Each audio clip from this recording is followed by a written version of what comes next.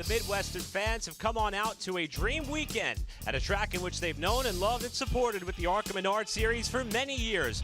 Welcome to the Iowa Speedway and the Atlas 150.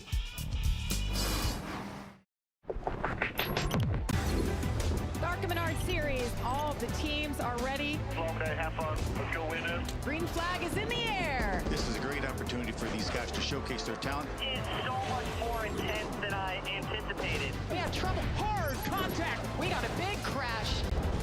This is a big one. I think we're going to see them in victory lane many more times. We are ready to go racing. 2024 has already brought us so much competition for the ARCA Menards Series, and the Iowa Speedway seems like one of the best places to keep the ball rolling. For the first time since 2016, we've had 6 races and 6 different winners. Gustine will score the win. William Sawalich, our race winner. Jake Finch, a perfect race. Connor Zilich gets it done in Dover. Connor Mozak wins at Kansas Speedway. Tanner Gray, for the first time in his career.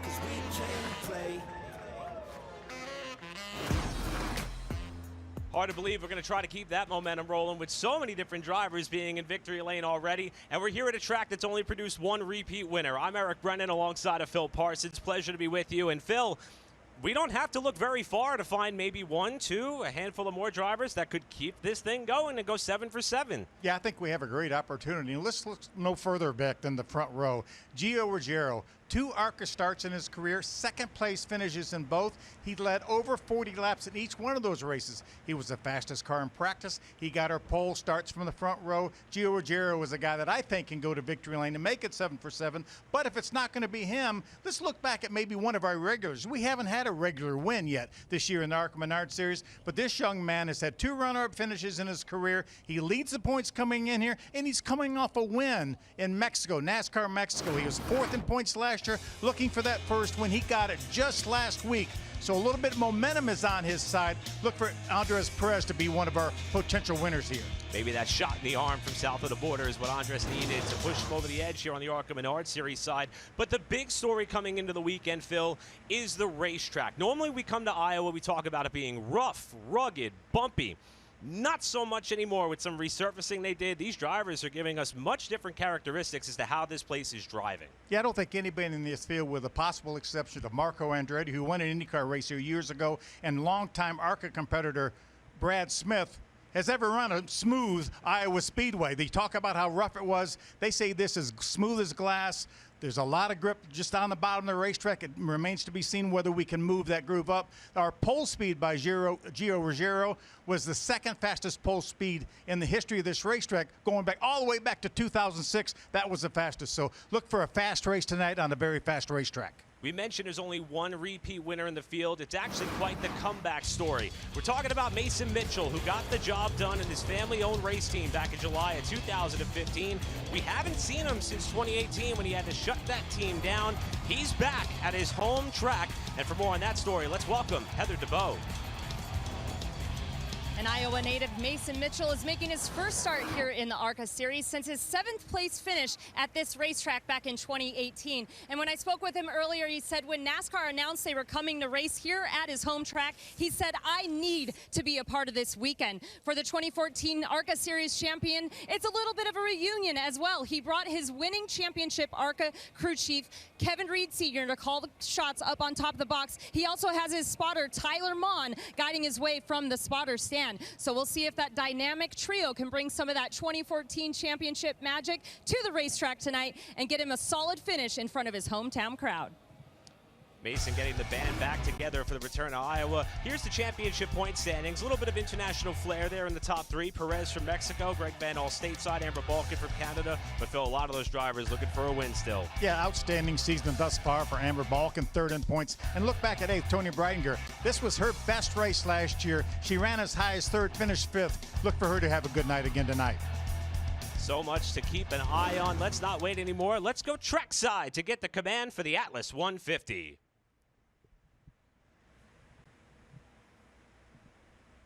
Iowa Speedway, this is the moment you've been waiting for. Please welcome Atlas Roofing Director of Marketing, Jeff Key. Drivers, start your engines!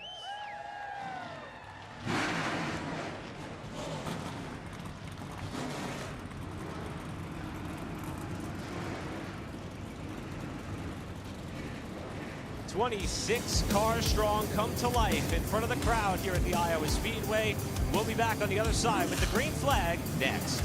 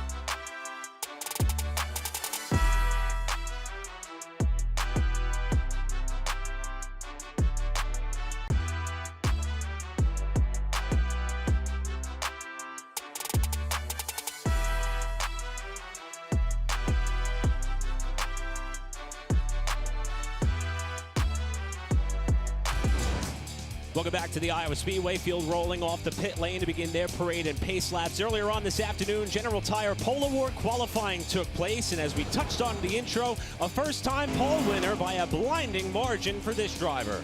Yeah, over 5 miles an hour faster than the pole last year, and that's because of that new pavement in the turns. Giovanni Ruggiero celebrating that pole award, looking for his first career ARCA Menards Series win. We've got 4 unique vantage points. The starting lineup is going to be scrolling across the bottom portion of your screen. 4 different onboard cameras to ride along with for these 150 circuits here at Iowa. Yeah, we're going to ride along with D.L. Wilson. That's the 39 car. This is the General Tire onboard. 11th in his only start this year at Dover, looking to better that. He will start from the 18th position. Also going to ride along with our guy that was 3rd in points last year, Christian Rose. He's going to start 13th here. This is the West Virginia Department of Tourism Ford. This is a Sioux Chief onboard. Christian looking to move up into the top 10.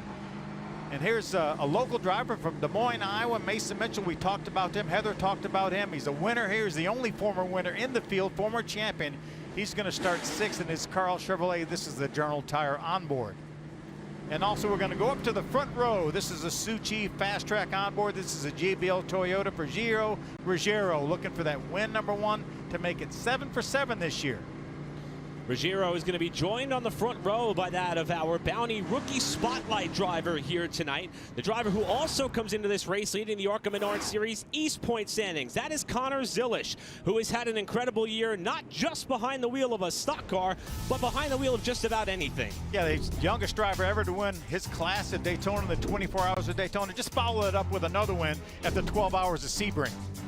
Also got the pole in his debut with Spire Motorsports in the Trucks at Coda. Of course, the ARCA Menards Series win at Dover. And just last week, the Mazda MX-5 Cup win at Mid-Ohio for that of Connor Zilisch, who, as you see, is going to start on the bottom as the pole sitter Gio Ruggiero has elected the top side for the start of this race. With the lights out atop the pace car, Phil, we talked about what to look forward to in this race. Here's a quick look at our track description and race analysis. Yeah, what a great racetrack here. You see it's 7/8 of a mile, 12 to 14 degree banking turns. That's a progressive banking. These cars used to race right over the very top of the racetrack.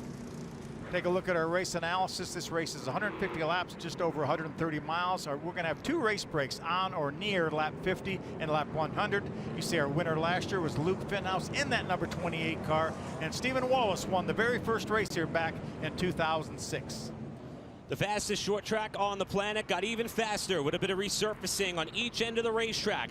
The pole sitter, Gio Ruggiero in the 20 on the top side of Connor Zilisch in the 28 on the bottom, are set to bring us down for the 7th race of the 2024 season for the ARCA Menards Series. Glad you're with us on Fox Sports 1. The Atlas 150 from Iowa is underway. And off the start, Ruggiero trying to slide his way down to clear Zilisch for the race lead, but Zilisch has a great run off turn 2. I was a little surprised that Gio took the outside. We didn't see any cars run that second groove. A little bit of contact. Loose. Up the racetrack, here comes Sawalich on lap 1 to go from 3rd to 1st to lead the opening lap. Boy, both those young men wanted to fight for that lead and lost it. Up into the 2nd spot is that of Gus Dean, as Ruggiero drops back to 3rd. Zilisch trying to hold 4th with Chris Wright just behind him there in 5th spot. What a wild opening lap. It took about 3 corners before we saw contact already. Here's a look at the 73 of Andy Jankowiak making a move around Mason Mitchell.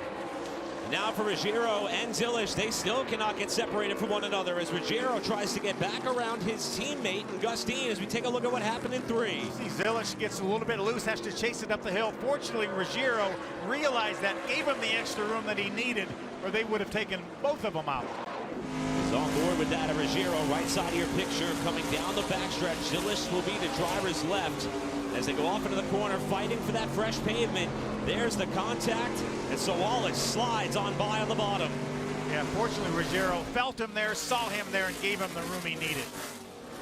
It allows Sawalich to open up about a 1-second advantage over what is a hornet's nest behind him. Now Ruggiero has gotten back to 2nd. Zilisch has followed through to 3rd. You see them kind of locked together, about 2 car lengths ahead of Gus Dean, who is 4th. And then it is the number 15 car of Chris Wright who rounds out your top 5 with 5 laps in the books. Everybody's still trying to figure out how to get around Iowa with the patches of pavement.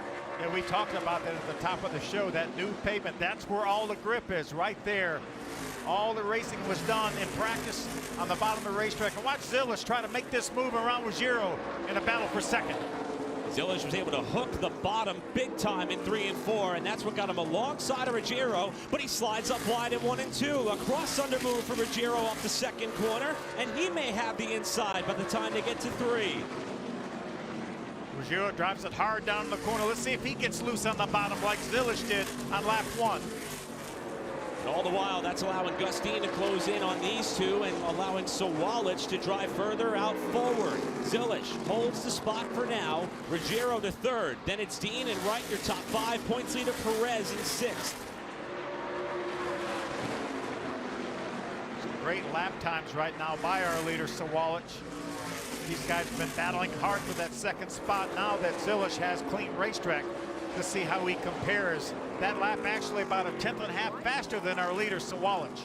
When you talk about William Sawalich in the Iowa Speedway, he has one prior start here. It was last season. Led all but the final 2 laps after a caution came out with just a handful of laps to go, and he eventually lost the lead on the upcoming green-white checker to that of Luke Fenhaus. And I'm sure he considers this to be the one that got away. Tonight, so far, the seas parted ways for him to get the race lead, and he is out in front. For more on our pole sitter, let's go to Heather. And in listening in on the conversation between his spotter, who's actually Billy Venturini, the team owner, he's on the spotter stand for the 20. He's telling him, you're drifting a little bit too much on the exit of 2, and that is where we are losing our time to the 28. He said, wait on the throttle to help with that. Some wise advice from someone who certainly knows a thing or two about these race cars. A full 0.3 of a second faster that lap for Zilich over Sawalich. He's moved inside a second now. You see the field having to work their way around some cars that have already fallen off of the lead lap. They just worked their way around Alex Cluck's machine in the 0-3. And you see Ruggiero now falling back into the clutches of one of our winners. 3, in fact, in the field here tonight that have gone to victory lane in 2024 so far. Gustine in the 55 being one of them by virtue of his victory in the season opening round at Daytona, with another Venturini Motorsports car, the 15 of Chris Wright, just behind. We talked about Gio Ruggiero getting the pole. Previous winners from this year qualified 2nd, 3rd, and 4th. One of those, Sawalich, right now has our lead, but Zilich is chasing him down. Zilich has set sail from the 3rd on back battle and is starting to reel in William Sawalich at the front of the field, and you can see the gap visibly close. And look at how Zilich is able to plant the left sides right on the white line in the middle of 3 and 4 and close up that gap on Sawalich yet another 0.2 of a second. Eric, you talked about the battle last year and Sawalich leading all but the last 2 laps. Well, that's the car behind him that beat him. It was driven by Luke Fenhaus at the time. Right now, Zilich trying to do the same thing, but he wants to get that lead a little bit earlier than lap 154. With a lot of questions as to how this racetrack was going to race, it does look like there are at least 2 options in terms of lanes within that pavement, and we are seeing a bit of a differentiation as the leaders are now in heavy traffic off of turn 2. Yeah, lap time still really fast. The fast car's running below 23.75. Our pole was a 23.20, which is really, really fast here at this racetrack. A lot faster than they've gone as we got a battle for the lead. Big run off 4. Here comes Zilich to the inside. They squeeze their way by Cody Dennison or make that D.L. Wilson in the number 39 car. And they almost touch off turn 2 in the battle for the lead. Yeah, but we saw Zilich get really loose down here early in the race. When he's got loose again, had to chase it just a little bit up the hill. Not near as bad as it was on lap 1. That time was able to keep it off of Sawalich, who still hangs tough on the outside. More traffic up in front of him. That's Chris Tate in the 10 in his debut, along with his teammate Ryan Roulette in the 12, and Zilich has to concede the fight for now. Yeah, Sawalich used those cars as a pick to grab that lead back. Zilich now going to have to try to catch his breath and see if he could do it again. It has been a thrilling opening stanza for the Atlas 150 here in Iowa. We will be right back as the battle for the lead commences.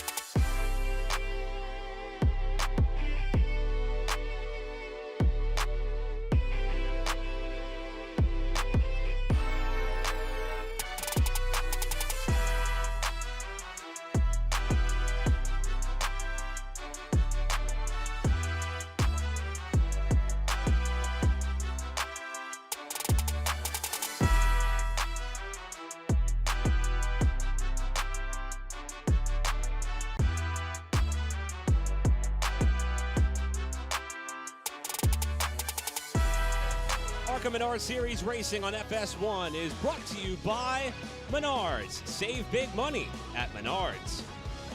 And by Bounty. Bounty, the quicker picker-upper. Back at the Iowa Speedway under our first caution of the night after the car that was running in the 16th spot, Ryan Roulette, got turned around off turn number 4 and made contact with the outside retaining wall with the left side of his race car, ending his night prematurely. Here's what happened. Yeah, our third place car, Gio Ruggiero, just drove by him. He was up a little bit high on the racetrack, maybe a little bit higher than anybody he had gone before, and he just lost control, made some slight contact with the safety barrier. There's Gio going by, and you see him up in the third lane. We haven't seen many cars do that at all, but he has pulled that car behind the wall. Roulette making his first Iowa start. This is his 9th ARCA Menards Series appearance of his career. Of course, one of the big stories about Ryan Roulette is the fact that he is a member of the United States Air Force and enjoys racing in his free time. And unfortunately for he and the fast track racing team, he is behind the wall early. Good news for that of Christopher Tate, the number 10 car, who was able to catch the free pass under that caution. Christopher Tate is someone who is also a member of the United States military, and this is his ARCA Menards Series debut, but he's paying tribute to two fallen friends. Private First Class Zachary Riffle and Lance Corporal Jonathan Gierke, who lost their lives in a training accident in 2022. Two men who Chris was able to befriend throughout his tenure after signing up to be a United States Marine. Chris said that he wants to live out his dream and compete on a national scale and take his fallen friends along the journey with him. We know that both the Riffle and Gierke families are watching along, and we wish them all the best as our hearts continue to be with them and all those impacted by the loss of those two brave young men. And fortunately for Tate, he was able to get back on the lead lap by virtue of the timing of that caution, so he will rejoin the field at the tail end as we get set for the restart. CT Top Manufacturing, the sponsor on that 10 car for Chris. Race leader William Sawalich going to pick the top side, just like Gio Ruggiero did as the pole sitter for the start of the race. Zilish on the bottom. Ruggiero and Gustine make up row number 2 as we get set to restart this race with 22 laps in the books. Again, our first race break coming on or around lap 50. It's Sawalich and Zilish bringing us back down for the start. Yes, Sawalich brought him down really, really slow, and Zilish is right there. Ooh, bumps, little contact. A little bit of a shoulder there by Zilish as now Ruggiero tries to get up to the back bumper of Zilish off the corner, and Sawalich protects the lead. Saw some contact, a little bit of smoke, about 5th or 6th in line. On board with Gio Ruggiero, got a little bit tail happy, getting back to the gas in 3 and 4, and they are 3 wide in the middle of the pack. Greg Van Alst on the bottom, Mason Mitchell up top in the 23, and that's Tony Breidinger right in the middle, trying to find a safe place to race. There's Christian Rose. You see that blue car right up ahead of another battle for the lead. Here comes Zilish. Inside car has been vulnerable of sliding up the racetrack. Zilish doing everything he can to keep his car off trouble. Van Alst, Amber Balkan, and Marco Andretti in a crash in turn 4. That's 2nd and 3rd in points involved in this accident with Van Alst and Amber Balkan. And the front end of Greg Van Alst's car, as well as the whole left side, is badly damaged.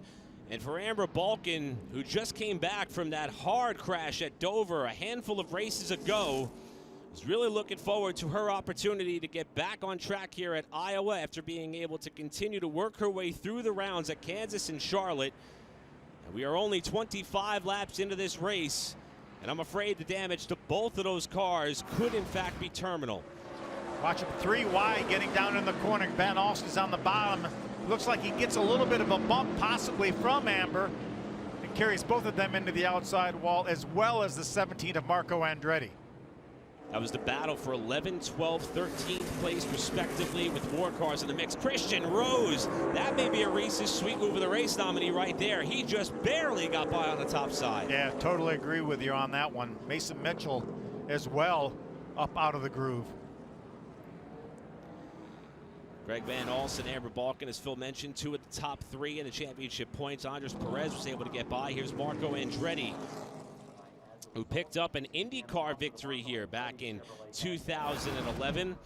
We mentioned a potential Reese's Sweet Move of the Race nominee. How about this ride with that of Mason Mitchell, his return to ARCA competition. Look out. Well, Well, he saw that he needed to give Amber some room, and he did. Moved way up out of the groove. There's D.L. Wilson, the 39 as well. You could hear that car hard on the brakes, a little bit of wheel hop, but he was able to get it slowed down in time. Good news for that of Wilson. By virtue of not being involved in that incident, he was actually our recipient of the free pass. Don't forget, you can visit ARCARacing.com on Monday at 3 p.m. to see who is crowned the Reese's sweet move of the race for the Atlas 150 here at Iowa. And there is Amber Balkin climbing out of her car as her race appears to be over early here in Iowa in what has been a topsy-turvy season for the driver out of Winnipeg, Manitoba. Under the second caution of the night here at the Atlas 150, William Sawalich continues to lead.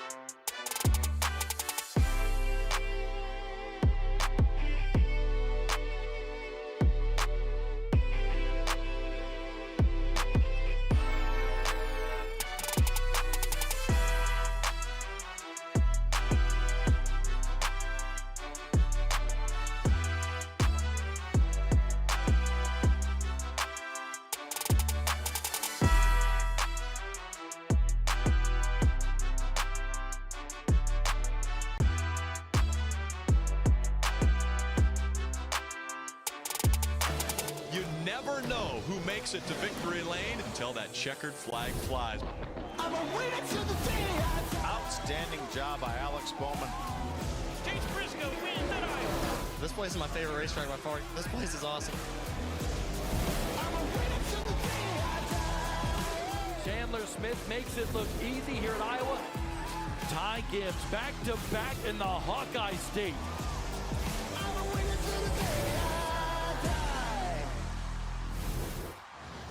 17 times we've been here before at Iowa Speedway with the ARCA Menards Series, and Phil, it's a bit of a trend. How about this stat? 27 of the drivers in the Cup race here on Sunday have made a start in the ARCA Menards Series here at Iowa. The list of winners is a bit of a who's who in stock car racing right now. Well, that's what I started to say. What's the common denominator between those winners we just saw? All have moved on to the next level, either the Cup Series or the Xfinity Series. And I bet that we are going to see that trend continue with the crop of drivers that we have up at the front of the field that have been battling, and I mean battling, for this lead since the word go. Gio Ruggiero, the pole sitter who elected the top side at the start of the race, got muscled around a little bit, if you will, after Connor Zilisch tried to keep his car on the bottom, and that has pretty much set the tone for the opening 30 laps. It has seen this race slow twice due to incidents. One of the drivers who narrowly avoided the incident that just took place in turn number 4, Mason Mitchell, in his return to ARCA Menards Series competition. The last time he wheeled one of these race cars was here at his home track back in 2018, picking up an opportunity to grab a top 10 there. He is so happy to be back. This Sunday on Fox, it's the inaugural United Football League Championship as the Birmingham Stallions take on the San Antonio Brahmas. It all kicks off Sunday at 5 Eastern on Fox. Cleanup has concluded in turn number 4, and the lights are out atop the pace car. It is still William Sawalich, the race leader, who's been able to fend off what has been a couple of pretty heavy challenges from that of Connor Zilisch. Ruggiero still running in the 3rd spot. His teammate Gus Dean rounding out your first 2 rows. Racetrack has been pretty racy so far. We've had a great battle for the lead just from the initial start. So Wallace jumped out to a bit of a cushion, and then when Zilisch was able to get by Ruggiero for second, then he was able to chase Wallace down, and the battle's been on. Again, we will be expecting our first of 2 race breaks. They'll be 5 minutes in length on or around lap 50. So this will be a less than 20 or so lap dash, about 18 laps potentially on the timing of when that race break in yellow may fall. And these teams will have a chance to work on their race cars. So Wallace in the 18 on the top. Zilisch in the 28 on the bottom, bringing us back into the restart zone. Another good launch by Zilisch as they approach turn 1. And another bump as he tries to get position getting in the corner. Zilisch trying to set up high. Look at Gus Dean up on the top side off 2 and nearly into the wall off the corner. How about Ruggiero on the bottom, 3 wide pass per second. Ruggiero at a 2nd spot, but Dean's got the momentum rolling on the top side as Zilisch tries to get back under, and Dean has to catch the car off 4. Here comes Zilisch, great side-by-side battle entering turn 1. Boy, Connor Zilisch has been swatting flies in his race car all night long as he's been committed to the bottom. And that time he can't draw even with the 20 in the battle for second as Ruggiero gets back to P2. Watch that thing hug the white line. He paints that white line, pulls up a side of Ruggiero. Let's see if he can finish the pass. Zilisch again back on the bottom of the racetrack with Ruggiero trying to keep the momentum up on the top, and you can see how many of these cars are getting loose off of turn 2 and flirting with the outside retaining wall lap after lap after lap. Just look at the restart that happened here on board with the 20 of Gio Ruggiero and the move that he made to get up to second, which he's trying to hang on to left side of your picture. We saw Gus Dean in trouble, Zilisch got in trouble, and Ruggiero said, I'll take both those spots. It's the battle for 2nd, 3rd, and 4th. The Sawalich is checked out to the tune of about 1.2 seconds over the rest of the field right now. And Phil, we mentioned the resurfacing on each end of the racetrack and how it's made this track a bit smoother in some of the areas where it was known to be more bumpy. That's not stopping these drivers from working tonight. Everybody is up on the wheel. Yeah, I like the fact that the second crew has really come in some. It's not a death sentence to get up off of the bottom of the racetrack, and I'm sure as you see Zilisch right now running in that second lane, and I'm sure the Xfinity teams as well as the Cup teams are watching this with a lot of interest, want to know that groove is going to wide out. Well, this battle for second continues. One of the drivers swept up in our most recent crash. Daytona winner from last year and second in points. Greg Van Alst is with Heather. And he's been checked and released from the infield care center. Greg, it seemed like it was 3-wide racing there. You kind of got caught up in the inside. What happened from your view? I'm not real sure. I just see a replay.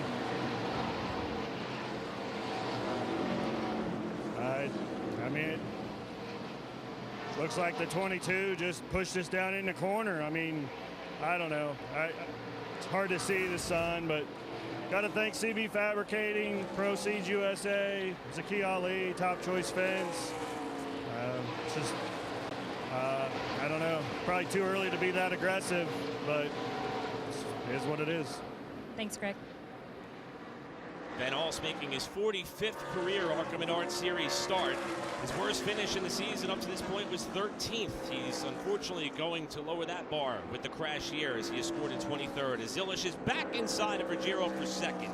We saw Ruggiero get loose off of 2. He lost all his momentum. That's what allowed Zilisch to make this pass on him. And he does. Going to slide up in front of Ruggiero. It appears as though once Zilisch gets a few laps on his tires a little bit or gets in a bit of a rhythm, that car starts to flourish. The more green flag running that he seems to have as he starts to open up the gap on Ruggiero for now and set his sights on Sawalich. Yeah, I think it's once he gets clean racetrack, he's fine. We'll keep an eye on the lap tracker to see how he fares against our leader Sawalich. He was a little bit quicker that last lap than Sawalich, as we see Gus Dean try to move in on his teammate Ruggiero in the battle for third. Drop back a little bit here into a battle for the 6th spot. Andy Jankowiak, who you want to talk about someone who loves auto racing no matter what it is. He has a plan to run a Race of Champions modified event tomorrow up at Chemung in New York.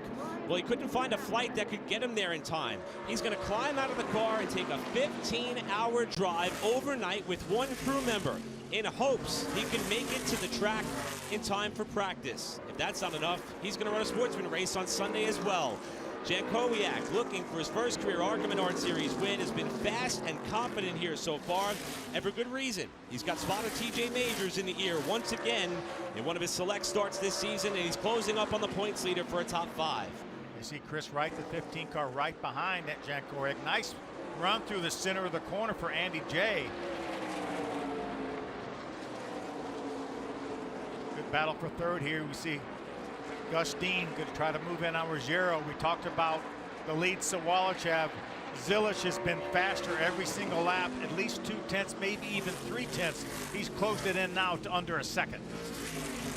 We talked about Connor Zilisch winning an MX5 Cup race last week. We also had that of Andres Perez winning in Mexico as the leader, and Connor Zilisch, check that, the leader in Williams Sawalich is in traffic with Zilisch chasing. I was going to say, Gus Dean won a mud truck event last week. These drivers just have to stay busy, it seems, even on off weekends with the ARCA Menards Series. I know Gus has told me about the mud truck thing he does, and I know there's a big horsepower in those trucks, and I think that was his first win, and he was really excited about it. Dean still trying to chase down Ruggiero for that 3rd spot. His next scheduled race after Iowa will be at Salem on July 27th. As we see the battle for the lead start to tighten up as we are starting to inch closer to that first scheduled race break on or around lap 50. Yeah, once Zilisch gets clean racetrack, he is much, much faster than Sawalich. He's now inside a half a second. So far, Sawalich has led every lap on the night except one. That other tally went to that of Zilisch, who runs in the 2nd spot. As Phil mentioned, lap after lap after lap, it appears as though that Zilisch is a tick faster. The question is, can he get there in time before they pause this race to give these teams a chance to work on their cars, as Mason Mitchell and LeVar Scott are having a go of it for 8th. Yep, that 23 car is owned by Joe Farray. That is essentially a new team this year, but it has a lot of ties to the old GMS racing that won so many ARCA races, so many truck races, truck championship, as we see Zilisch move in on Sawalich. That car actually won the race last week at Sonoma in an ARCA West race with Sam Mayer doing the driving. How about this move to the outside by Zilisch? Kept trying to make the bottom work. This time he's going to jump up to lane number 2, and now Zilisch on the outside with Sawalich trying to keep pace down low.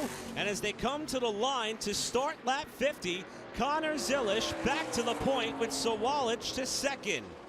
Yeah, Connor Zilisch and Shane Huffman and his team are not the only ones that are happy that outside move worked. Everybody in the Xfinity garage, everybody in the Cup garage is happy that outside move worked. How about this great battle with LeVar Scott and Andy J? This battle is going to rage all the way down to the conclusion of this lap, with Mason Mitchell watching in the rearview mirror as well. And there is the caution as they complete lap number 50, with Connor Zilisch getting to the race lead just prior to this first scheduled race break. It is Zilish the leader. We are a third of the way through the Atlas 150 from Iowa. Our first race break coming up next on FS1.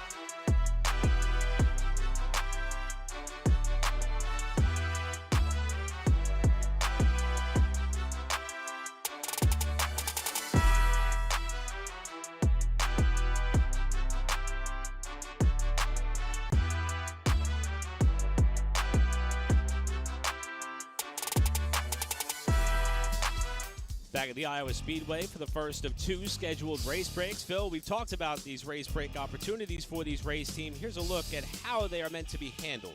Yeah, they are allowed 4 crew members over the wall. They can change tires and add fuel. They just can't do it at the same time. The unique thing about this racetrack, since it's less than a mile, most short tracks in the ARCA Menards Series only allow 6 tires in the pits. So these teams will have to make a decision if they want to put 2 tires on now and then 4 at that next race break around lap 100. And again, you keep your order. As long as you beat the 5-minute clock, you will restart in the same order that you came down pit road. And the race leader right now is that of Connor Zilish, who overtook William Sawalich about a lap prior to coming to the caution that would put us in position for this first race break. And as you see the team start to go to work, Heather DeBow is down there with updates on some of our front runners. And Eric, and listening in on the conversation between Connor Zilish and his crew chief Shane Huffman, he said the car's really good.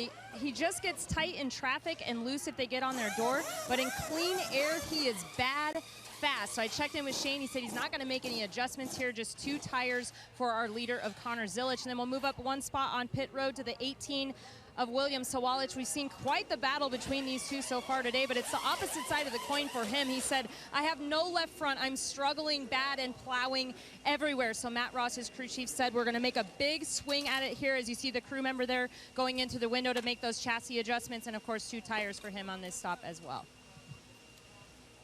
Thanks, Heather. And Phil, before we got to General Tire Pole Award qualifying earlier today, these teams only had one 1-hour practice session, 45-minute practice session, so not a lot of time for them to work on these cars. This is really their first shot to do it in anger. Yeah, a lot of times they only get 1 opportunity. At least they'll have 2 opportunities, but as you can see, a major adjustment for the 18 of Sawalich. Fans enjoying an amazing night here in Newton, Iowa. We'll be back for the restart.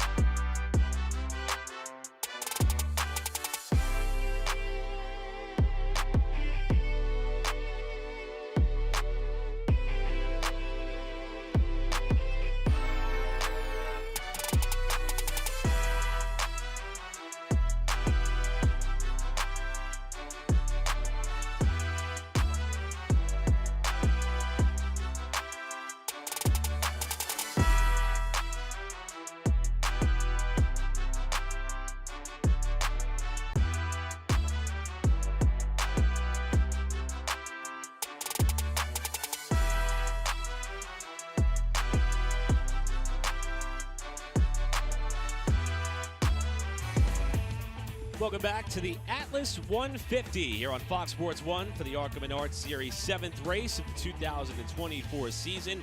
And the first 52 laps of this race have been something. And we've already, I think, Phil, seen maybe a second potential Reese's Sweet move of the race so far here tonight. Yeah, what a very strong move to get that lead by Sawalich. From Sawalich, that's Connor Zilisch. Going to the outside, we haven't seen anyone make a pass on the outside yet. He does it, gets by, beats him down into turn number 3, stays up in that second lane, and away he goes. And I think that's why we saw such a major adjustment on that pit stop by the guy that's led 47 of our 52 laps, William Sawalich, because he knows, I think he knows he's beat unless he does something drastic, because they saw how much speed that 28 car of Zilisch has. Don't forget to visit ARCARacing.com on Monday at 3 p.m. to see who is crowned with the Reese's Sweet move of the race from Iowa. One amazing stat that we got passed along to us. William Sawalich, this is his second career ARCA Menards Series start at this racetrack. Again, led all but 2 laps last year after losing the lead on the green-white checker. Then led 47 laps here. He's already led 200 laps, all but 7 circuits, plus what we're about to run under caution are the laps in which Sawalich has led so far in his career at Iowa.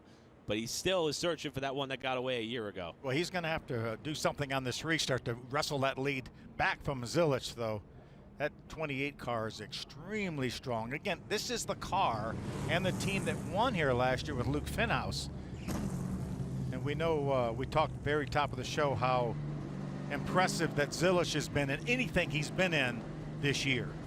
Similarly, another driver who's been very impressive in just about anything that he has driven, especially if it's a full-fendered stock car, is our Suchi fast track driver, and that of Gio Ruggiero. Coming into this race, which is also a companion event with the ARCA Menards E-Series, he's third in ARCA Menards E-Series standings. He won the opening race at Five Flags Speedway to start off the East season, and in his 2 career ARCA Menards starts prior to tonight at Iowa, he's finished runner-up both times. Of course, he won the Winchester 400 in spectacular fashion in a battle with Stephen Nasse, and also picked up a win in the Hickory 250 in the ASA Stars Super Late Model races. And tonight, Phil, he grabbed his first career ARCA Menards Series pole award. Yeah, Eric, let's explain to the viewers what the difference is between the ARCA Menards Series, that's the National Series, and the ARCA Menards East Series. Very similar rules, exactly the same rules, but the E-Series runs on some smaller racetracks that drivers as young as 15 can run. When we go to places like Kansas, Charlotte, Michigan, you have to be 18 years old. So this is an opportunity for these young drivers to race for a championship. You don't have to be under the age of 18, but you can be. And that's what you were talking about, that race earlier this year at Five Flags that Gio Ruggiero won. You can see right here, we have 20 races here at Super Speedway, short tracks, dirt tracks, and road courses here in the National Series. And the East Series, much like the West Series, has separate regional championships, 8 races in the East, 5 of those being combination races with the National Series, and 12 races on the West Coast. In fact, the remaining East Series races will be combination races as well, so a lot to look forward to there. One driver who's been fast throughout the day and running up in the top 10, Andy Jankowiak. Here's Heather with an update on the 73 car. And Andy Jankowiak and his team, Class Motorsports, have really been making some progress on their improvement this season. One thing they've done is had more meetings than they've ever had. They've also been working on the small details. So him and his team got to pit crew practice right here in his 4-cylinder race car up in Buffalo, New York. They just want to work on their footwork. And we know that these stops are not live. However, they have had issues on pit road before. So they want to clean up those mistakes, because if they're running up front and have a chance to win the race, they don't want to be the ones to lose it for themselves. So keep an eye on Andy J here today, see if he can get another top 5. Heather, I don't think that pit stop was going to be within the 5-minute limit we have on these race breaks, so they need to go back to work on the studs on that car. Oh, you gotta love the effort, though, by Jankowiak and company. Back to green here in Iowa. Zilish elects the top side as the race leader in the 28. And here is Sawalich trying to use the bottom to see if he can muscle his way back to the point in turn 1. And he's got a half car length advantage, but Zilish rips the top to get back to the lead off 2. Great 3-way battle, three wide for the 4th position. It's Andres Perez on the bottom as Chris Wright runs up into the side of his teammate Gus Dean in the middle of 3 and 4, and they both keep it off the wall. And both losing positions as well. Andy J goes by. Andres Perez went by. This Christian Rose in the 32, first time we've called his name in competition up towards the top 10 here tonight so far. He's running 9th. Look at that, sun's becoming a bit of an issue as they drive down in turn number 3. Here, heard Christian Rose have to get back out of the throttle. Got the throttle just a little bit too early. Here's that contact. Watch the 15 in the middle. Chris Wright. He's going to move up the racetrack. Gets loose. You see that car wiggle. Pushes his teammate, the 55 of Gus Dean, way up the racetrack. Here's Mason Mitchell's view. There's that wiggle by the 15 of Chris Wright.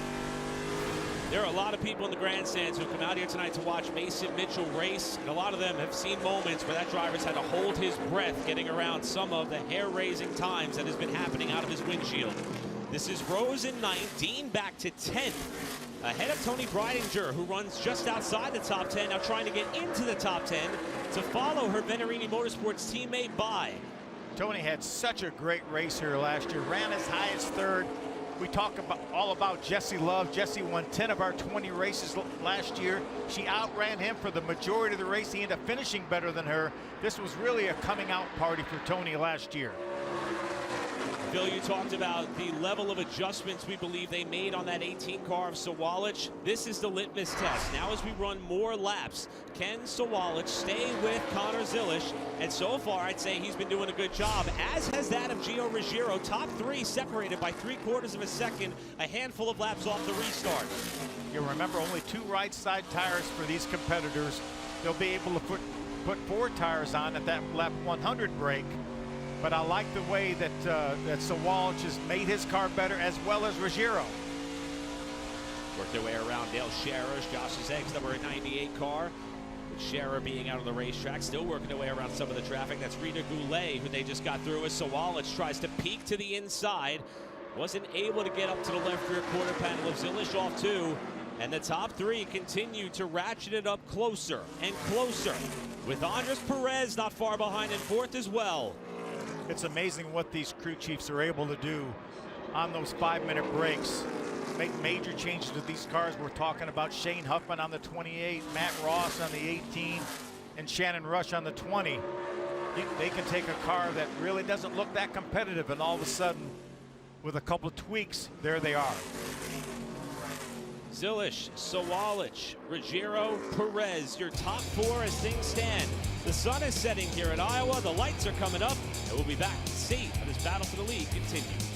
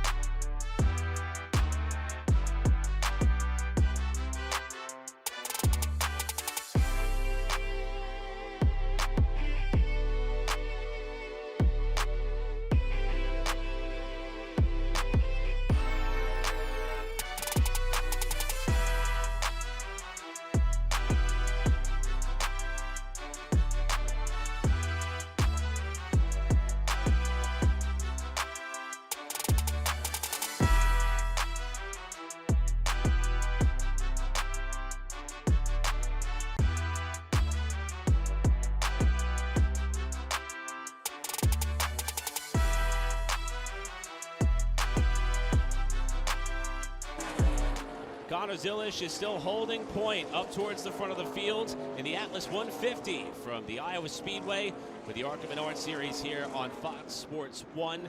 Second race break going to be coming up here at on or around lap 100. But this battle for second, Phil, boy, oh boy, has it had us on the edge of our seats. Maybe another nominee for the Reese's Sweet Move. Watch this now. Ruggiero got by, then he got extremely sideways. He actually passed Sawalich over in turn 3 and 4. Watch this now, watch it, listen. Those are tires squealing at about 115, 20 miles an hour. That is a true slide job right there. When you can hear the tires screaming like that, that's incredible. Gio not only held on to the car, but he holds on to third as well. Don't forget, Monday, 3 p.m., ARCARacing.com to see who's crowned with the Reese's Sweet Move of the race. And I don't know, Phil, we may have to have 5 or 6 of them by the time this race is over. We're just coming to halfway now. Yeah, we've already had 3, I think, and we're, as you mentioned, we have a long way to go here. Zilla so far the race leader. Let's check in on the Rev Racing teammates who are running 4th and 5th. Here's Heather DeBow. And in racing, momentum is always a good thing, and that is the theme right now for Andres Perez. He finished 3rd at Charlotte in the ARCA Series after winning the pole. He then followed that up with a top 10 finish at St. Louis in the Craftsman Truck Series, and he also won a Mexico Series race just last weekend. And when I spoke to him earlier, he said, I just want to keep building on that momentum with the consistency.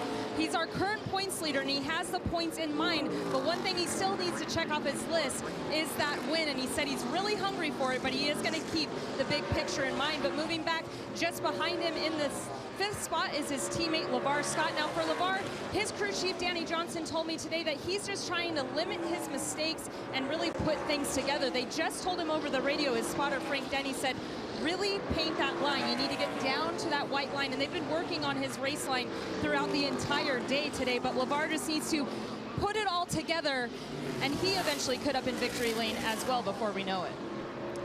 Thanks, Heather. And Phil, for a driver like that of LeVar Scott, he was here last year and ran very well. Started 3rd, finished 4th. But with the resurfacing of this racetrack, it sounds like LeVar and some of these young drivers have had to pretty much unlearn what they knew from last year in order for them to go fast here tonight. I think it's essentially a new racetrack because these corners are nothing like they used to be. Obviously, with this new pavement, there was so much more grip. We saw that with our pole being 5 or 6 miles an hour faster than it was last year. And no bumps. This racetrack was about as rough as they come on the old surface, and they did away with all that. The transitions from old pavement to new pavement are fairly smooth, but a lot of these drivers having to relearn. We talked about Tony having such a great run last year, right now only running in the 10th spot, 16 seconds behind our leader, Zilish. And here is Tony Breidinger on your screen underneath the number 39 of D.L. Wilson, who was falling a lap off the leaders. So we'll take a ride on board here with that of D.L. Wilson. This is one of 2 cars fueled by that of Caleb Costner and his race team. Former ARCA Menards Series competitor Tony Costantino serving as the crew chief for that of D.L. Wilson. He's holding down the 13th spot right now. He is in the free pass position, and he actually has a 2-lap cushion over the guy running behind him, though. So we know we're going to get a caution at least within 20 laps as we see a great battle. Gus Dean trying to get by LeVar Scott. Dean now on the bottom of the racetrack. Remember, Dean was running up in the top 5 before he made some contact with the car that is actually in the tire tracks. He slides right up in front of LeVar Scott off 2. It was Chris Wright who got together with the number 55 of Dean, battling for position right here a handful of laps ago, and both Dean and Wright have been on a bit of a comeback trail ever since. Remember, we talked about Gus Dean getting that big win at Daytona this year, one of our part-time competitors. All 6 of our winners this year not full-time in the series, but Chris Wright is full-time in the series. Had a runner-up finish earlier this year, and Heather, he's really doing a nice job now trying to fight his way back towards the top 5. And Gus Dean, as you mentioned, Phil, the grip on this racetrack, he told me that it's a crazy level of grip that it has. It's holding so much speed. And he also said after practice he had no complaints with that race car, but right now he said after the restart it started off a little bit too tight and shoved him up a few groups. But he said the car is coming to him on the long run as we have a caution here.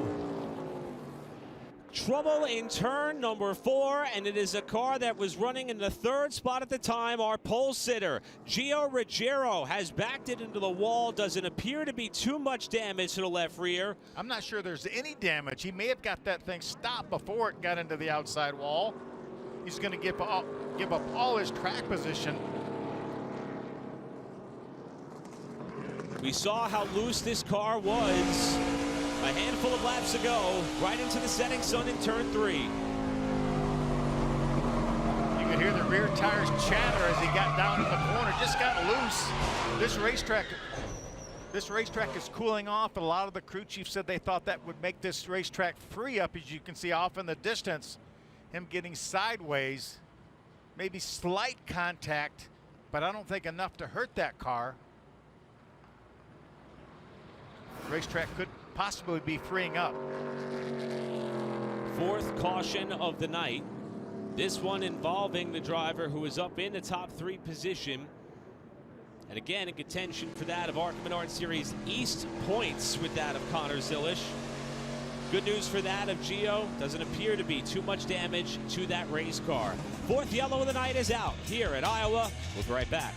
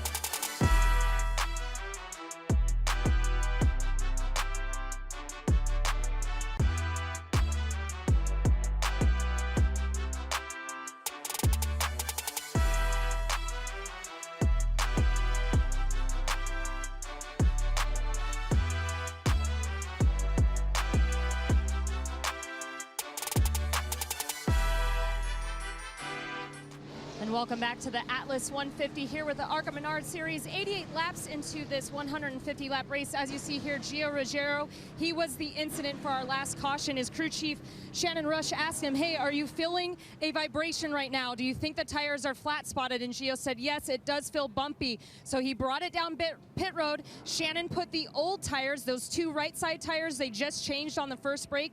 They put those back on. ARCA did approve them to do so, but Gio did say over the radio after he spun that it was just so free that it stepped out on him. So they also made a chassis adjustment while they were in here to tighten it up. Yeah, Heather, they actually took their tires out to the right side of the car. Shannon told them to look at the tires, make sure they're flat spotted before you change them. You can see the tire changers now moving those tires around, looking at them, and they decided that they were not flat spotted or not flat spotted bad enough to change them, so they actually did not put those old tires back on. So Gio's going to try to ride it out to the next scheduled race break at lap 100. Back underway. Got about 12 laps to the next scheduled race break. And it's Sawalich and Zilisch again banging doors into turn 1 for the race lead. And Sawalich's car takes off on the exit. Zilisch is going to get the advantage from the high side. How about Andres Perez now trying to grab that second spot in the 2 car?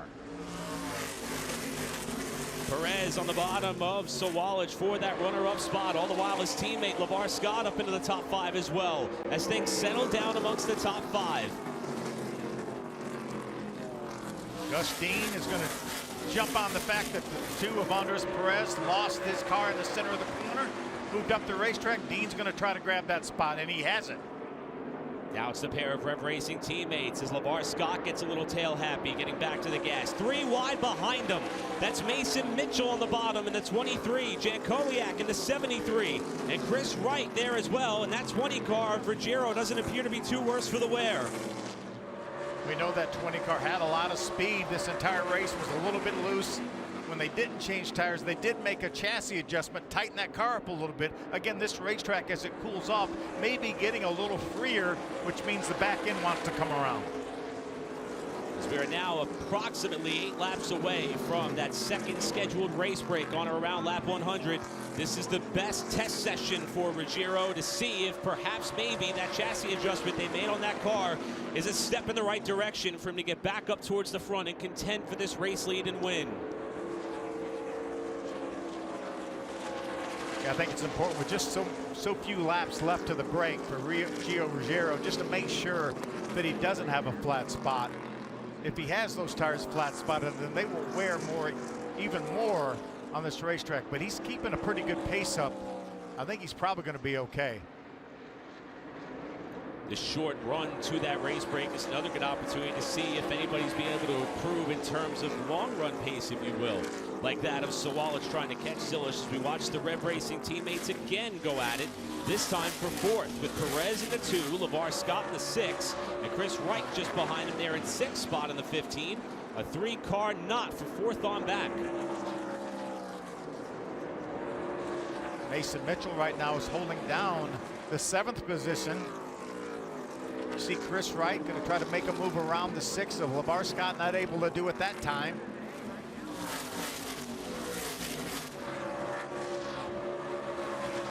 Just over 5 laps to go to this next race break, and these teams will be allowed to put 4 tires on that one. Chris Wright there in that 6th spot, 2 cars behind that of Perez and Scott. He actually had his hands full with a race car on Wednesday. He went out to Berlin Raceway, which is where we will be with the ARCA Menards Series 2 races from now, and competed in the Money in the Bank 150. That's the big midweek show that they put on at that racetrack year after year. Wright had himself some fun there in his super late model and came home with an 8th place finish, and now he's trying to crack the top 5. Great move up off the corner. Let's see if he can hold the line right down. He paints that white line and has that spot. It's going to be Wright moving up in the 5th. See the trend on the left side of your picture. Zilish still the fastest on the racetrack right now, a couple of laps away from the second race break as LeVar Scott's car appears to be freeing up off the corner. See, that time Sawalich has the fastest lap, about a 10th per second faster than Zilish. Here is Connor Zilish at the head of the field. Again, this team won this race last year with Luke Fenhouse at the wheel, with a move that was made on a late race restart after William Sawalich essentially dominated the night. Those two have gone toe-to-toe several times tonight so far, including on many, if not all, of the restarts that we've seen in what has been a race that has seen the caution 4 times and soon to be 5 as we are getting closer to that second race break. There's Shane Huffman, crew chief of that 28 car of Zilish. Right now we've run 50 laps on the right side tires, almost 100 laps on the left side tires, and these teams and drivers are within a half a second of the pole speed from earlier today. Fascinating to see how the pace of this race is not necessarily dropped off, as Chris Wright also is not slowing down at all. He gets around Perez to move up in a 4th position. Yeah, Chris Wright is definitely on the move. That was a quick lap, that last lap for Chris Wright, and here's the caution. Caution flag is out for the 5th time tonight, and for the 2nd time, it's 4-hour race break. Connor Zilish, the leader, will be back for the final 50 laps from Iowa right after this.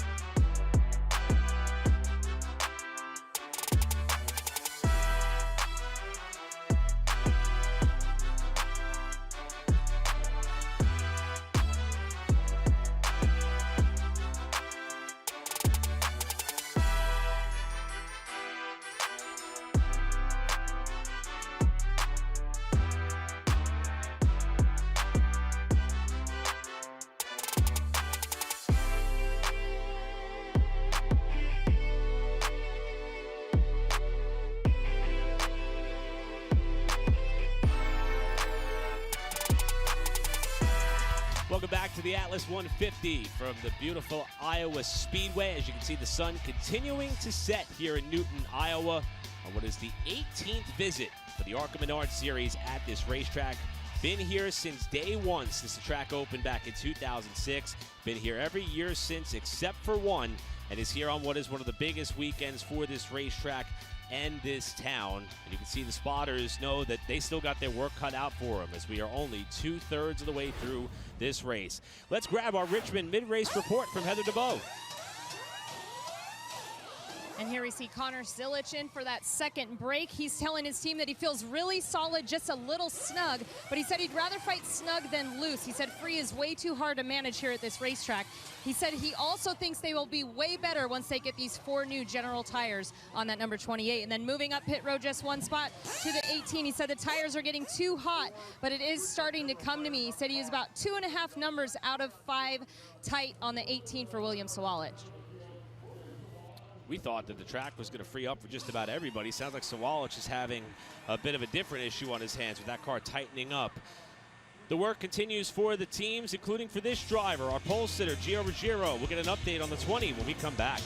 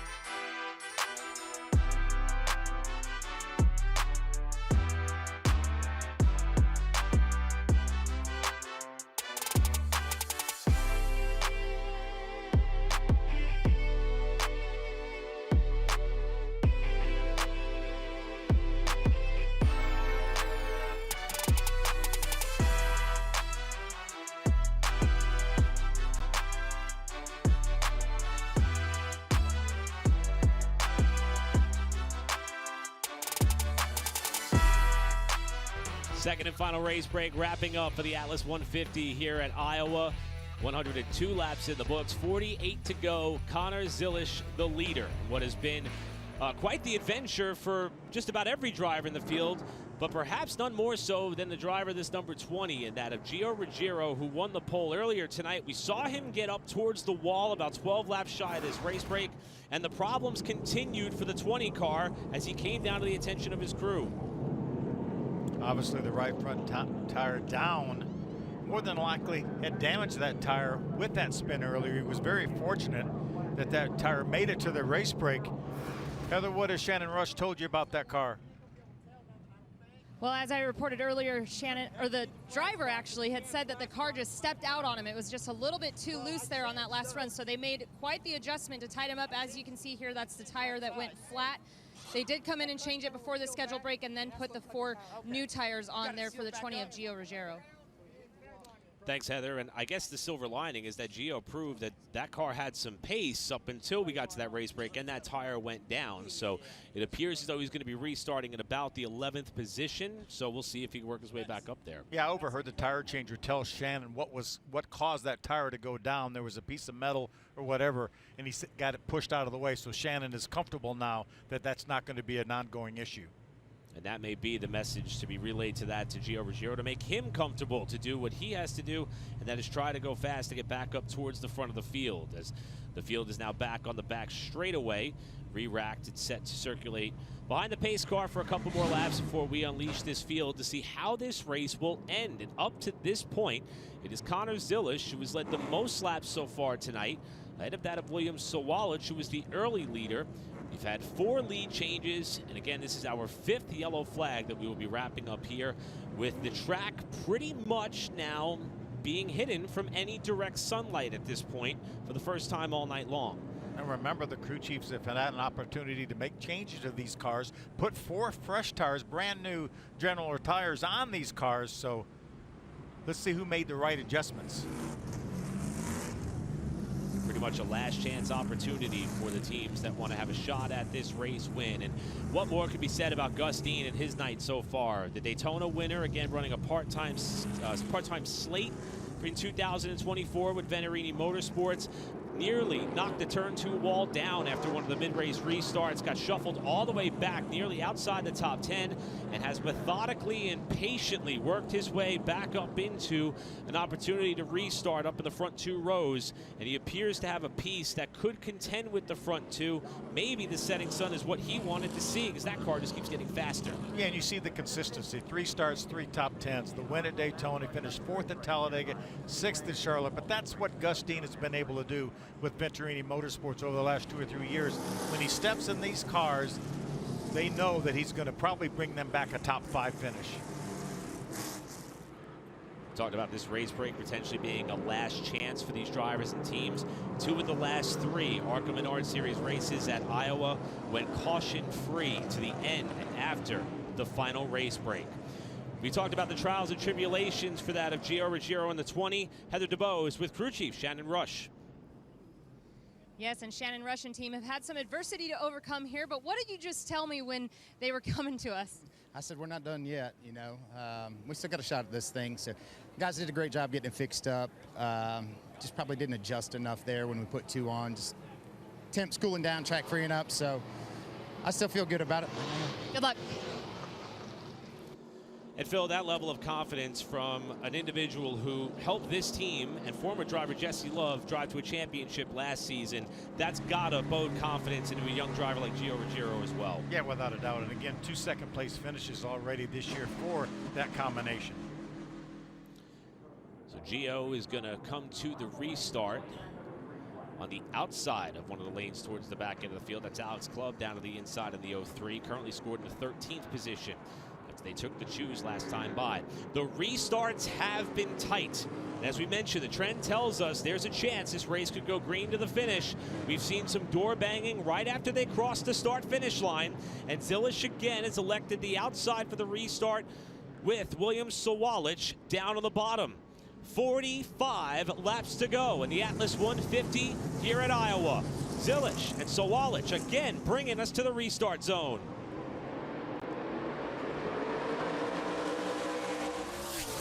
No door banging that time. Yeah, solid restart that time for Zilisch. It looks like Sawalich wasn't quite ready. Again, no restart zone here in the ARCA Menards Series, just a restart line. And that time it was Gus Dean who was swatting flies in 1 and 2 and lost a couple of spots. 1 to Perez, 1 to Chris Wright. Now trying to hang on as Mason Mitchell gets sideways as you're on board with him. As you can hear the tires squealing. That's going to allow Andy Jankowiak to get in front of him. There's that battle for 3rd. Andres Perez right now has it. Chris Wright in 4th. Perez up in the third spot. Further back, side-by-side battle with Mitchell and Jankowiak. Christian Rose has been able to keep his nose clean all night long in the 32. And here comes Gio Ruggiero, split in the middle there as he goes inside of Rose and outside of Tony Breidinger to pick up 2 spots. Yeah, Gio knows that if he's going to get up there and contend with Zilich and Swallich, as Christian Rose gets out of the new pavement up above it and slows down, loses maybe another spot. Rose trying to get back in a bit of a rhythm as they continue to be door-to-door further up the road. Now Gio again with an opportunity maybe to go to the middle, but the hole closes up on the front stretch. Outside of Mitchell is Ruggiero. That's for 8th.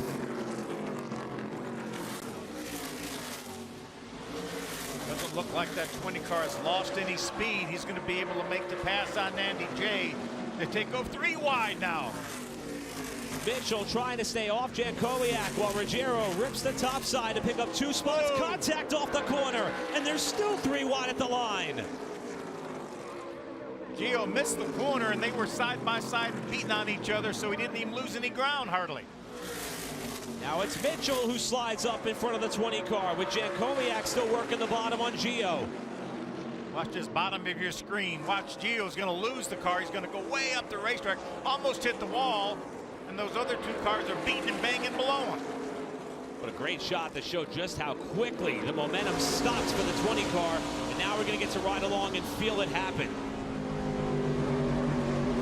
He knew they were 3 wide. He had to give them some room. You could hear him pedal that throttle, trying to keep that front end to take a set. All these drivers have been working hard tonight, all night long, not just with the steering wheel, but with both pedals as well. Ruggiero now in 8th position with his sights set on the 2014 ARCA Menards Series champion, Mason Mitchell. Mason Mitchell ran an ARCA West Series race earlier this year. That was the first time back in a stock car since 2018. He's been running some dirt over the last couple years. But really, first time in a car like this was at Kern County earlier this year. But he's doing a nice job here, running up in the top 10 all night long here at Iowa. I was talking to Mason earlier today. He said he's got a pretty strict workout regimen. He's still involved in mixed martial arts. In fact, he got himself in an MMA fight and got a win there as well. So he's someone that you certainly don't want to mess with off the racetrack as well as on. That physical conditioning is what he said prepared him for the opportunity and what he hopes to be a pretty fun comeback at his home racetrack. Yeah, I talked to him earlier in the week, and he said that he hoped to do more racing. Nothing really lined up at this point, but would love to get with his team. Joe Ferre owns his team. Kevin Reed, his championship-winning crew chief from back in the day, calling the shots here. They were passing out the Mason Mitchell rally towels to all the fans that came into the grandstands here tonight at Iowa Speedway to support this hometown driver who hails from about 30 minutes away. Speaking of Mason Mitchell, Heather's got an update. Yeah, I was listening to the conversation between Mason Mitchell and his crew chief, Kevin Reed Sr., just before this restart. He said, we're going to give you all you need to fire off, and we're going to go fight to win this race. So he's hungry to go back to victory lane, and as we mentioned, he's done it once before, and that was in 2015.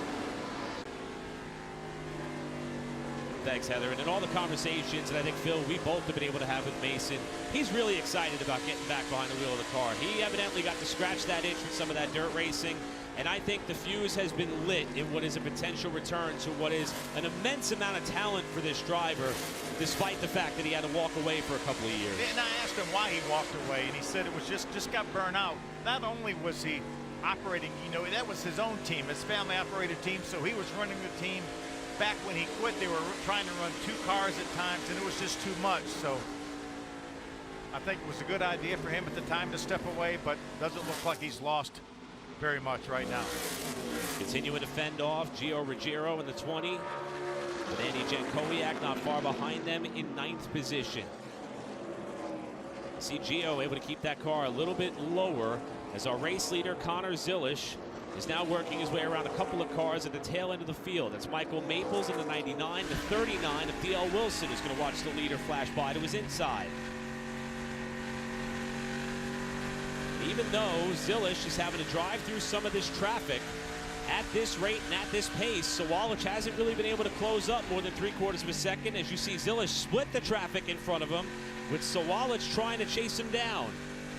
Yeah, Connor Zilish has really been outstanding. These guys are continuing to run fast lap after fast lap after fast lap. Every lap it seems like down below 24 flat. 23:20 was our pole speed earlier today. That last lap, 23:67 by Zilish. Here's the fight that just won't go away. This for the 7th spot as Ruggiero now gets inside and past Mason Mitchell. He's able to clear the bow of the 23 car in the middle of turns 1 and 2 with 30 laps to go here at the Iowa Speedway. Tony Breidinger right now rounding out your top 10. Let's learn more about how Tony's night is going from Heather.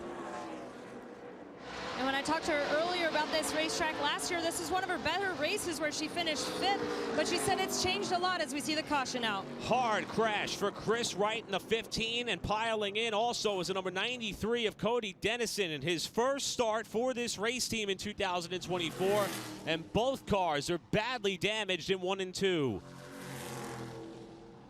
Tough break for one of our regulars. We talked about Chris Wright. Had a runner-up finish earlier this year, running full-time this year for Venturini's. First time he's made this effort in the ARCA Menards Series. He might be able to continue, but that car looks pretty wounded. Certainly a lot of fluid being left behind as Wright is going to try to drive that car back to the pit area. He was running up in the top 10. In fact, he was running 4th, so in the top 5 for that of Chris Wright. And Dennison, who was just announced this past week that was going to move over to the CW Costner Weaver Motorsports team for the remainder of the season. This was his 5th ARCA Menards Series start. And he does have 2 top 10 finishes on the ARCA Menards Series East side so far this year. And in talking to Cody, he was mentioning how he felt that it was a bit of an equalizer, that this racetrack had been repaved and redone, and even though he doesn't have much experience here, he could be in position to do quite well. Unfortunately, the night will come to an end with 28 laps to go. At the time of the crash, he was outside the top 10 and 4 laps off the leaders. Yeah, he was running up in the top 15, so he was going to have a decent finish, but what a tough break for Chris Wright. As you mentioned, he was running in the 4th spot. While Wright was able to drive his car back to the pit area, the number 93 of Cody Dennison will not be as fortunate. The Hogs Bluff, Alabama native is going to see his car go off on the hook after this crash in turns 1 and 2 to slow the field, and that will make us now 2 of the last 4 ARCA Menards Series races that will not make it to the end after the race break. Let's try to take a look at what happened. Right side of your picture. Right over there, that's where they are. Looked like maybe Chris was trying to get under the 93 of Dennison to put him another lap down. And they both make hard contact with the safer barrier.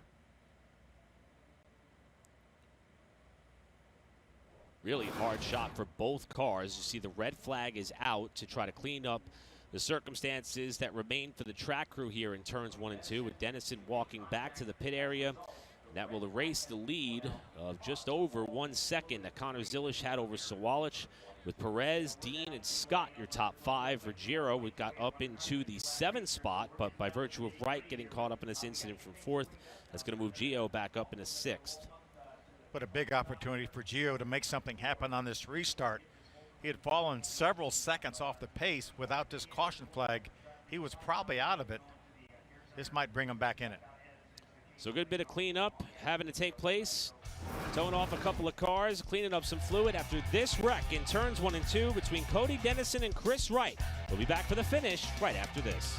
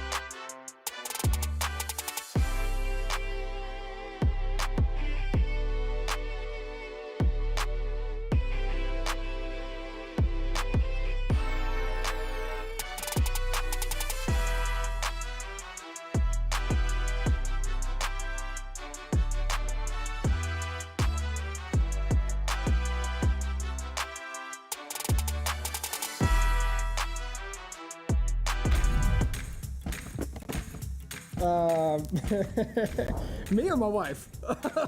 I figured out that you can create an Amazon business account for free, and I did that because that way she can't see all the stupid things that I buy on the Amazon account. I've never bought anything off Amazon.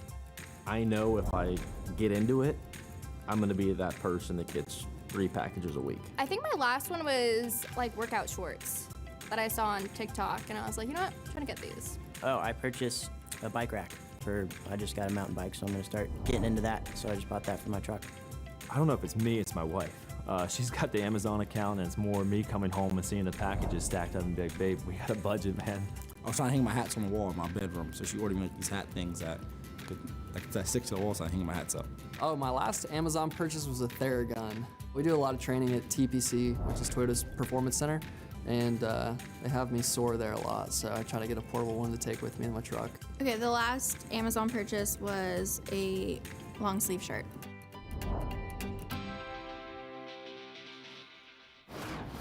Well, I know multivitamins isn't all that exciting, but that would be my most recent purchase. Phil, how about you? A book on my Kindle. Oh, that's fair enough. Yeah.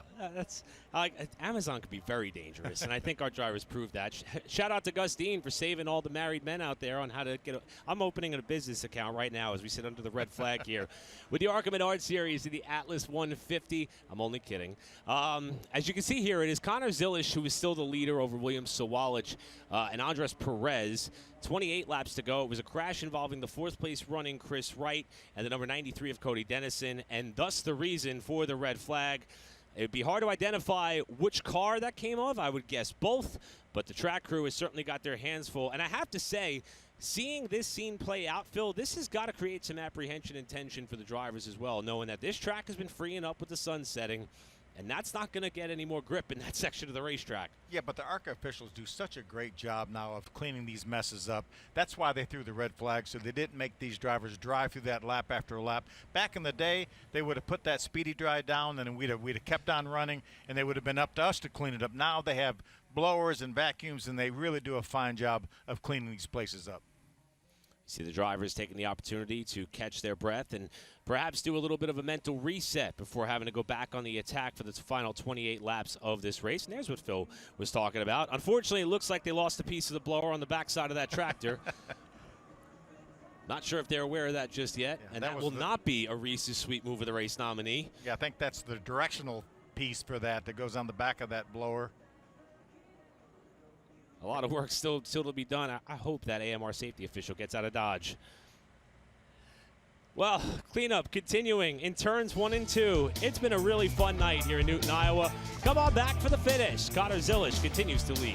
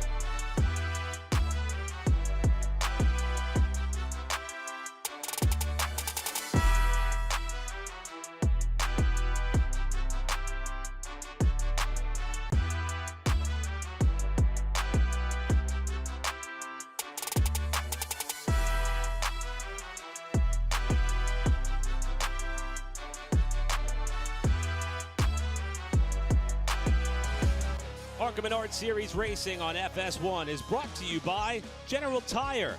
General Tire delivers the freedom to explore. And by Reese's. Reese's Peanut Butter Cups. Reese's. Not sorry. Red flag remains out with 28 laps still to go in this race after a hard crash in turns 1 and 2 between that of Cody Dennison as well as the number 15 of Chris Wright, who at the time was running in the 4th position. The track crew is working diligently to clean up the racing surface to get us back closer to getting this race underway. But Chris Wright has already emerged from the care center. He is okay, and with Heather DeBow. And Chris Wright took a hard hit there. So first of all, are you okay? And then can you take us through the replay and what happened? Yeah, I'm fine. The two and I, we split lap traffic coming out of 4, and I've been doing it all night with a bunch of different guys, and put myself in a bad position there, getting down into 1, and just had a car come down and end up in front of me, and just a really stupid mistake on my part. Got away with it, and finally caught up to me. I hate it for First National Bank Toyota Venturini. Thanks, Chris. Thank you. Tough break when you are trying to navigate your way through traffic while also battling for what was the 3rd position with that of Andres Perez. And that incident slowed the field and allows us an opportunity to kind of rewind a little bit at what was our most recent restart, where Connor Zilisch got such a great launch, Phil. Yeah, I think the ARCA officials looked at this. Again, that first line of the restart zone for the other national series is their restart line. They don't have a restart zone here. He got such a great jump that obviously is going to make the officials take a look at that. They looked at it, said everything was fine. It could have been possibly a warning to say, hey, make sure you don't go too early. You cannot go before that line. But we'll see how this next restart goes for Connor Zilisch. That's a really great point, Phil. I mean, when you look at some of the short tracks across the country and some other racing series, oftentimes they give you a zone. Here, there's just a singular line. For more, let's go back down to Heather. And Phil, you're absolutely correct. They did warn the 28 on the restart there, but the team said they thought that the 18 was holding back and playing games a little bit, but his crew chief on the 28, Shane Huffman, just told him they're going to be more aggressive on this restart, so we just need to be aggressive in controlling the lead. So keep an eye on the 28 to have a better shot at this when he fires off. Phil, that level of aggression is something we were previewing up to that restart, because we've seen a lot of contact side by side getting off into turn 1 of these restarts, with drivers trying to put themselves in the best position to angle that corner well enough to be the one to come out on top. Yes, it seems like the outside has been the preferred restart line. Remember, the leader has his choice whether he goes inside or outside. As you see the 39 of D.L. Wilson move by our leader to get a free pass. But it's you know, the officials will watch if you play games. You can't all of a sudden hit the brakes when you get to the restart line and then go. You can't go early.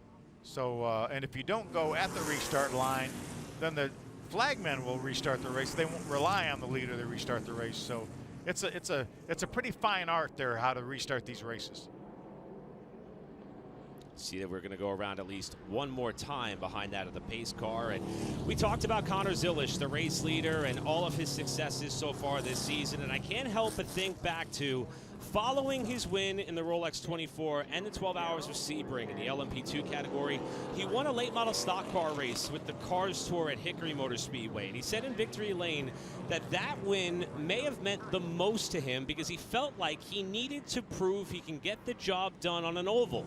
Now, granted, he went on to do that in the ARCA Menards Series at Dover not that long afterwards, but this driver who has proven to be so versatile, no matter the vehicle, no matter the territory, no matter the terrain, is certainly, at just 17 years of age, penciling himself in fact, I'll say penning himself in as a future star of this sport.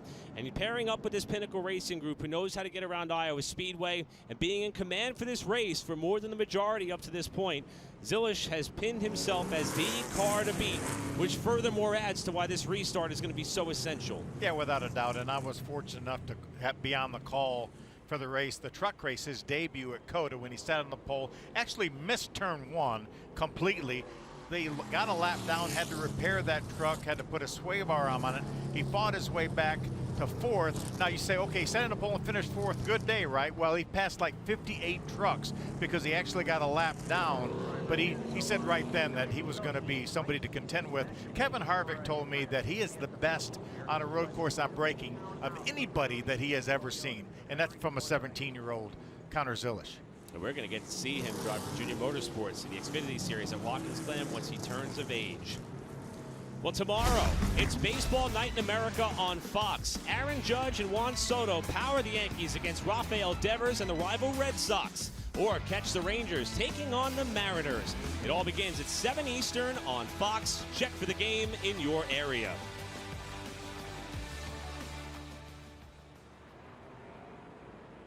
What a beautiful night here in Newton, Iowa, as you can see. And again, a big weekend for this racetrack. First time ever there's been a Cup Series event held here at the Speedway. Thus, the first time ever the ARCA Menards Series has been joining a group of this magnitude at this racetrack.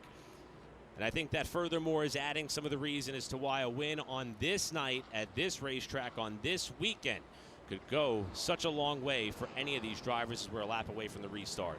You always want to perform when the guys that call all the shots for the Cup Series and the Xfinity Series are in attendance, and everyone's watching this race because they wanted to see what this racetrack was going to do.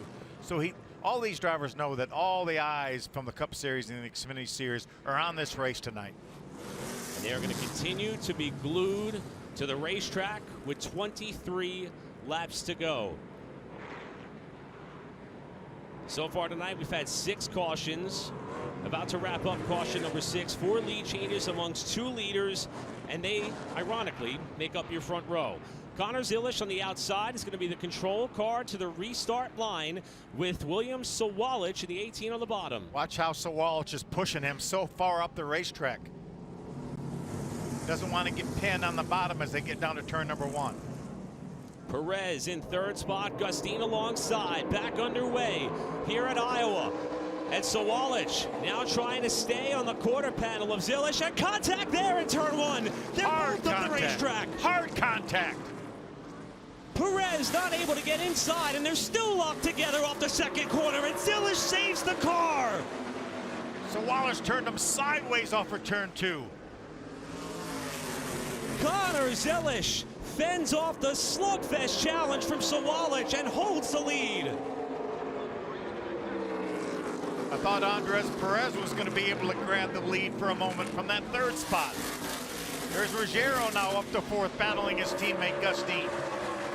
Ruggiero in the 20, inside of Dean in the 55, and caution is out for the 7th time tonight. And this is going to be for debris in turn 4. We almost had a lot of debris right up front here. What a job of driving by both Connor Zilisch and William Sawalich, after I thought for sure one, if not both of those cars was going to be done for the night after all this beating and banging off the restart. Watch how hard they're going to hit when they get down towards turn number 1. Right there. Both cars sideways. And they're going to hit again off of turn 2. Right there. You can see the General Tire lettering completely gone off that left rear of Zilisch. Here it is again, and probably about the 5th time tonight we've seen 2 cars come together side by side getting into 1. As you mentioned, Phil, it continued off at 2, and boy, the body English of that car may not have looked that dramatic, but Zilisch was fighting to hang on to that thing off 2. Yes, Sawalich realizes that if he doesn't do something on this restart, he knows that Zilisch has the speed when he has the clean air. I'm pretty sure that he thinks he has to get it done on this restart to try to get control of this race back. Well, if you thought that was fun, let's rewind the tape and do it all over again, because we're about to, this time with less than 20 to go. You saw the safety workers retrieving that piece of debris that slowed this field for the 7th time. That's the same amount of cautions that we had here in this race in 2023. The most that we've had in terms of yellow flags at Iowa Speedway with the ARCA Menards Series is 9. It happened 4 times prior, most recently 2015. Now Zilisch needs to figure out how to do something different on this restart. He doesn't want to let the 18 of Sawalich be side by side with him, because he saw what happened last time when they get down turn number 1. He would dearly love to have him cleared before they get down to turn number 1. So then if Sawalich is going to make contact, he would have to do it into the back of the 28 car. Well, the 2024 ARCA Menards season has been a thriller, and we're going to try to keep the train rolling right into the road course at Mid-Ohio. That's going to be on June 21st. And then 2 weeks from now, we're back on the short tracks at Berlin Raceway. Yeah, what a versatile series. We talk about super speedways, intermediate racetracks, road courses, dirt tracks, short tracks. This ARCA Menards series has it all. And the short track known as the 7/8 of a mile oval here at Iowa is certainly making us all anticipate not just Mid-Ohio, that'll happen 1 week from today, but all of the races that are left on the ARCA Menards Series slate. Coming to the restart here momentarily, let's check in on Christian Rose. Heather's got an update. And in talking with Christian Rose earlier today, he said he feels good about his race car. He just needs to get better at qualifying. He qualified 13th and just hasn't really been able to make that head ground. But he said, if I could get better, I could put myself in a better starting position for these races and maybe stay out front longer. But today is his 28th birthday. His wife, Brooke, and his mom are watching at home. And apparently they have a big B-Day celebration for him to go to tomorrow. Well, the way this race has been going, I wouldn't rule out the seas parting ways for Rose to bring home a trophy as well. Here we go. 18 laps to go in the Atlas 150. Zilish and Sawalich, and now Ruggiero all over the backside of Zilish, trying to propel him to the race lead in turn one. I'll tell you, that helped Zilish, that push from Ruggiero. Zilish to the point. Sawalich able to hold on to second while Perez and Ruggiero fight it out. And here's a bump and run in turn three. Sawalich shoves Zilish aside to try to get the lead with 17 to go. Remember, that's how that 28 car won the race here last year, was a bump on that. Sawalich on the bottom, now washes up. They touch again on turn two. Sawalich inside for the race lead, and he's washing up the hill with Zilish trying to hang with him. What a battle. Look. 8 cars under a blanket. Starting to see the left rear fender flap on Zilish's car with all the beating and banging he's gotten as Sawalich tries to cement the lead off too, and we're still side by side. It was Luke Fenhaus in that 28 car that moved Sawalich in overtime last year. And after all the body slamming, we've been side by side for the last couple of laps, and Zilish will defiantly hold on to the lead with 15 to go, with Sawalich now back to the bottom. What a great battle between two teenagers here. All the while, Ruggiero's gotten up to third, Mason Mitchell to fourth in his comeback race in his hometown, and Perez the points leader in fifth. Things finally settle out. We get to catch our breath, and here is how Sawalich tried to get the lead. Just absolutely just ran in the back of him, tried to move him out of the way. Zilish fights back. That's how it looked from Gio Ruggiero's perspective as he watches the top three ahead of him all start to come together. Zilish getting shoved aside. And that wasn't it. There was even more after that.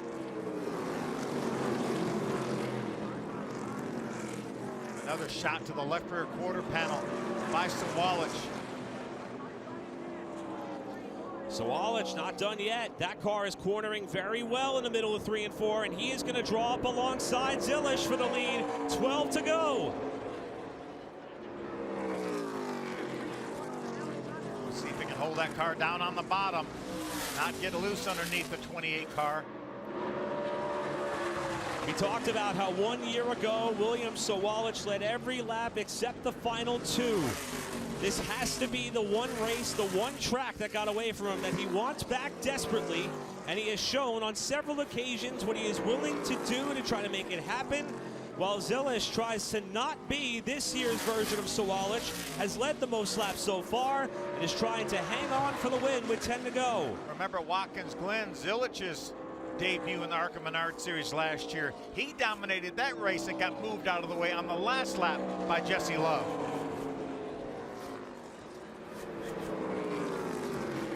Still working their way around the 06 car, who yields to the front runners.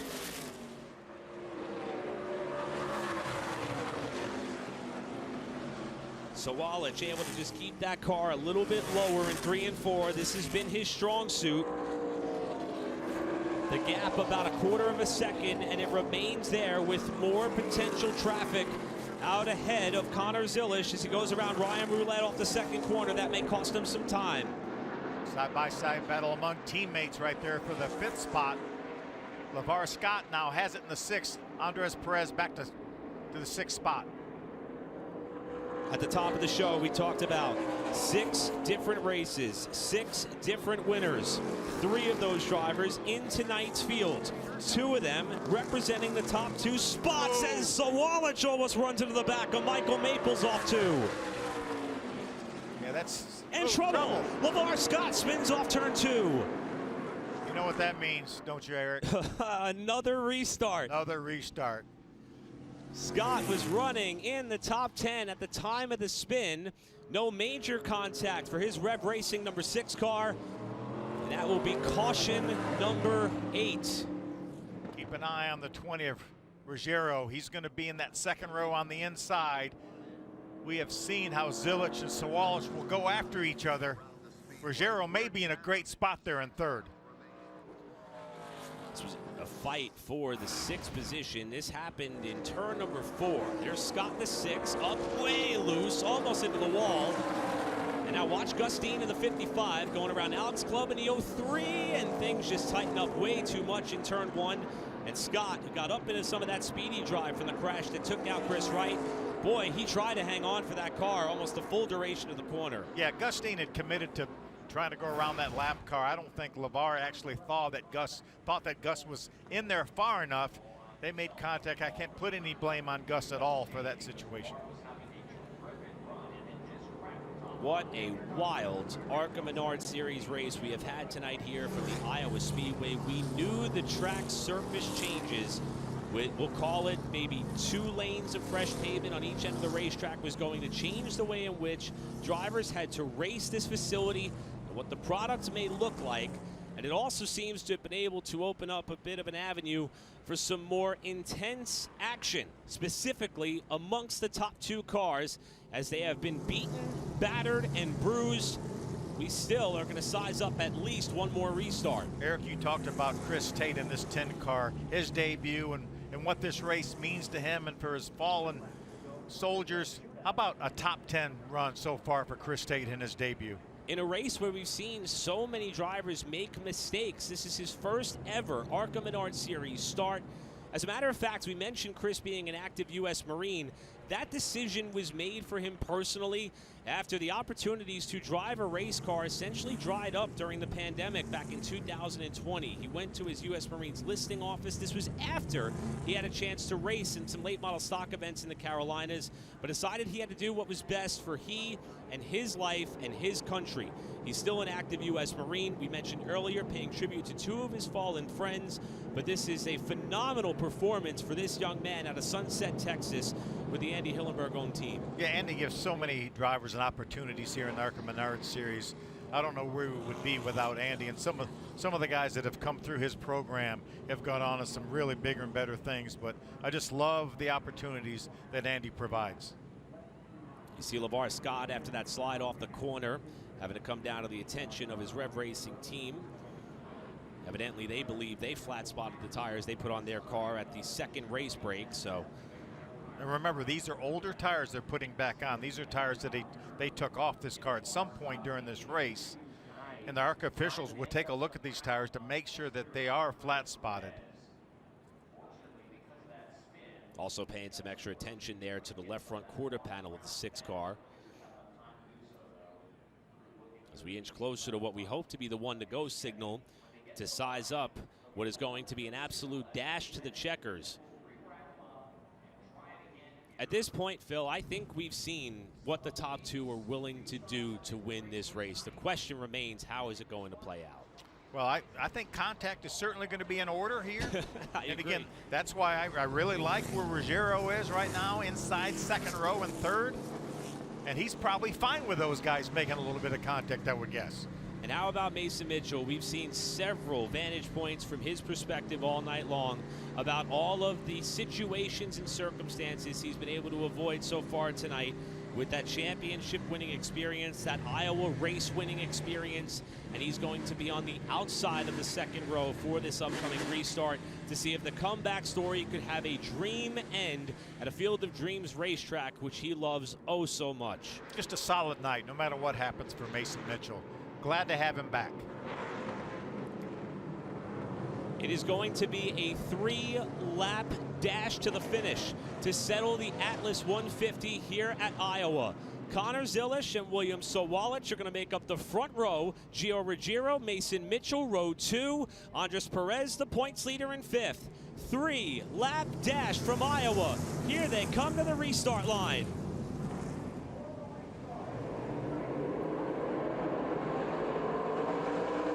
Little bit of wheel spin there by the 18 cars. Perez ducks low, but he's still inside of Zilisch. Is that of Sawalich in 1 for the battle for the lead?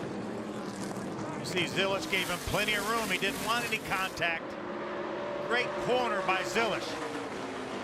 Sawalich has been much better on this end of the racetrack, and again, he draws closer to the back bumper of Zilisch off 4.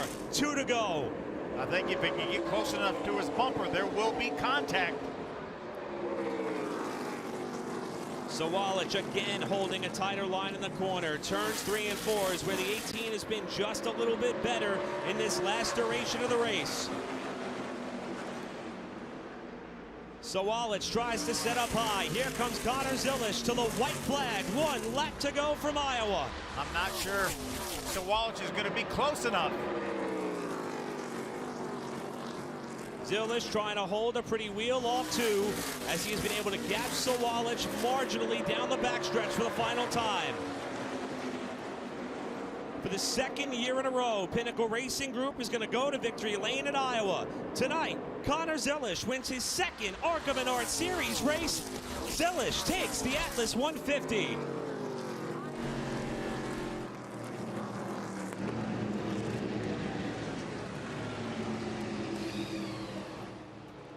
He was rooted, gouged, poked, prodded, but never gave up the top spot when it mattered most, and that was coming to the checkers. And for the 2nd year, Shane Huffman and this team are going to victory lane, but for the first time, it's going to be Connor Zilisch here at Iowa, and the 2nd time in his career.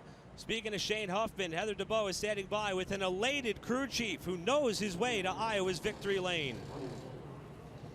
Yes, he does, and a lot of excitement down here for crew chief Shane Huffman. Shane, wow, you guys had some battles there with the 18, but you were able to pull off the win for the 2nd year in the row. Take us through what went into this victory for you and your team. Well, a lot of work.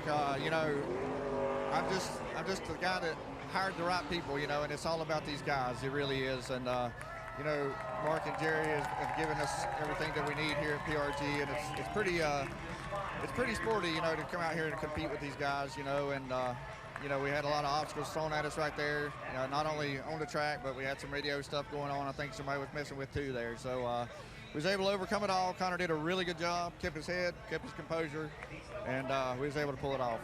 Now, let's go back through that restart. You did say on the radio that you thought the 18 was holding back a little bit and playing games. Do you feel like you guys did a better job overcoming that final one?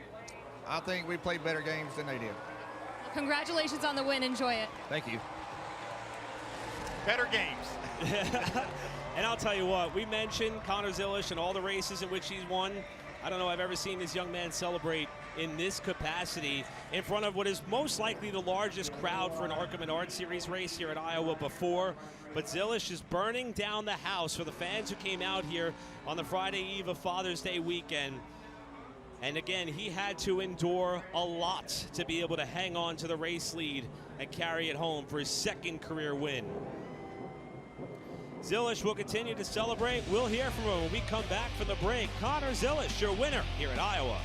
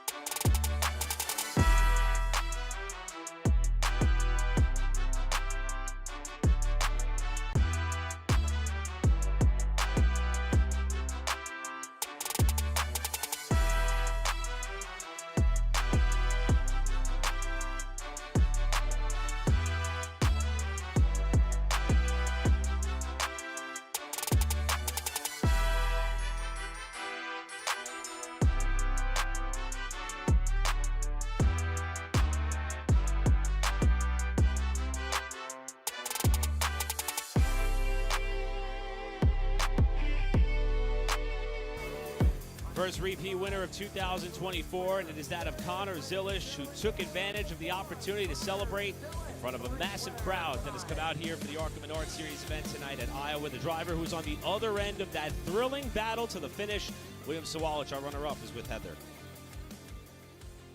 Yes, Eric, a thrilling battle throughout the entire race between you and the 28, but let's go through those last closing laps and if there was anything else you thought you could have done, because we saw you try a lot there. Yeah, definitely a lot of effort, especially the team. I mean, I can't thank them enough for trying everything that they can to get us up there and up front. I mean, and we did. We rebounded, I felt like. Our Starkey Sound Gear Toyota Camry was really good tonight. Had the speed, just not enough there at the end. I felt like something early on happened with the right front. I'm not too sure what it was, but kind of just stayed the same consistent tight all throughout the race. So definitely fighting that was a hindrance. We jumped the start on one restart. Lost a little bit of respect for him right there. I mean, other than that, tried everything I could. You mentioned losing respect for him there. Did that play into the bump and run that you tried on him? Yes. Yes, it did. All right, thank you. Thanks. You got to admire the honesty there by Sawalich. And, hey, at least he delivered a bit of a reasoning as to why there was some frustration. But this is how the landscape of our season looks so far with 7 races in the books. Yeah, we talked about 6 different winners, 6 races. Now Connor Zilish has broken that string. But a great effort by Sawalich as well as Connor Zilish. 3 out of 7 to Pinnacle Racing Group with Connor Mozak's win at Kansas a couple of rounds ago as these drivers get set to head to a road course at Mid-Ohio in about 1 week's time before they get set for what's going to be a pretty intense summer stretch through several different disciplines of racing venues as the ARCA Menards Series season rolls on. You see some of the battle scars that adorn that Pinnacle Racing Group number 28 of Connor Zilish. He's going to climb out of the car in victory lane for an opportunity to celebrate with his team. Heather DeBow is there. And Connor Zilish, your winner here at Iowa Speedway. Connor, what a hard-fought win for you and your team. We just spoke to the second place of William Sawalich. He felt as though you guys kind of didn't show each other respect there at the end. What did you think? Yeah, I mean, I honestly don't know what I could have done different, right? We were getting into one there, and I feel like he just drove up the track and tried wrecking me, and then he about tried right hooking me down the back straightaway. So, yeah, I mean, I'll have to talk to him and ask him what he wants me to do differently. But it is racing. He moved me into 3. I don't feel like I ever raced him that dirty. I understand we had our troubles at Dover, and I understand if he has to get me back once or twice, but. I felt like he was pretty rough on me. But anyway, to speak on a positive note, I can't say enough about my entire Pinnacle Racing Group team, man. We've worked really hard to bring cars this fast to the racetrack. I shouldn't say we, I should say they've worked really hard. It's just a true team effort to get these wins, and it means a lot to me to come out here and be able to win these races. And I'm just so proud of this team. I wouldn't be able to do it without them. And everyone at Chevrolet, Josh Wise, Scott Speed, Eric Warren, they all make this possible. So hopefully we can carry this momentum the rest of the year and keep it up. Congratulations. Enjoy the celebration. Thank you. Connor Zilish, the winner on what was a thrilling night here at Iowa. Coming up next, stay tuned for I Am Kevin Harvick. Next Friday, it'll be the ARCA Menards Series on FS2 from Mid-Ohio. For the entire ARCA Menards Series broadcast team, Heather DeBow, Phil Parsons, I'm Eric Brennan. We'll see you next time.